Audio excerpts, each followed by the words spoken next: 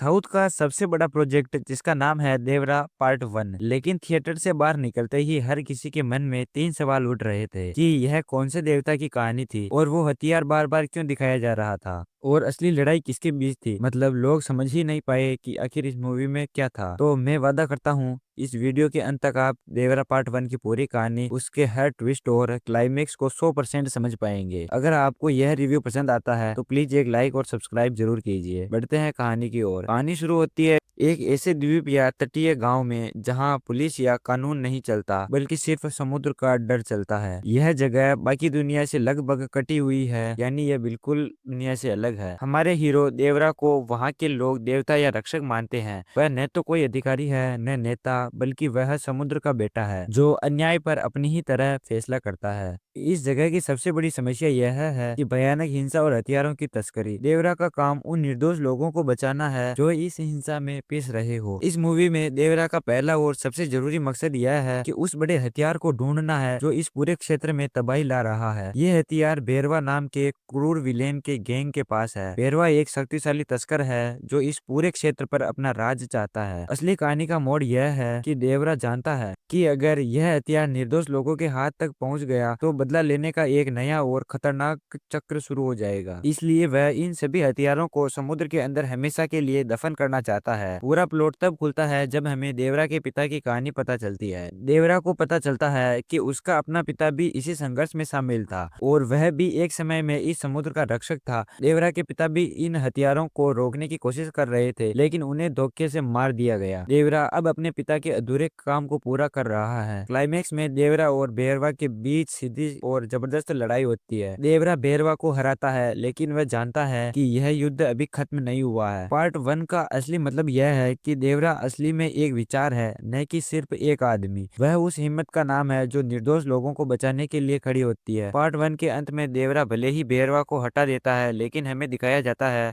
कि हिंसा का बीज अभी भी जिंदा है। पार्ट 2 में हमें देवरा की अतीत की कहानी पता चलेगी कि वह इतना शक्तिशाली कैसे बना। साथ ही पार्ट 2 में एक और भी बड़े और खतरनाक विलेन की एंट्री होगी जो इस पूरे युद्ध को एक नए भयानक स्तर पर ले जाएगा। तो ये थी देवरा पार्ट 1 की पूरी कहानी। उम्मीद है आपको यह वीडियो पसंद आया होगा।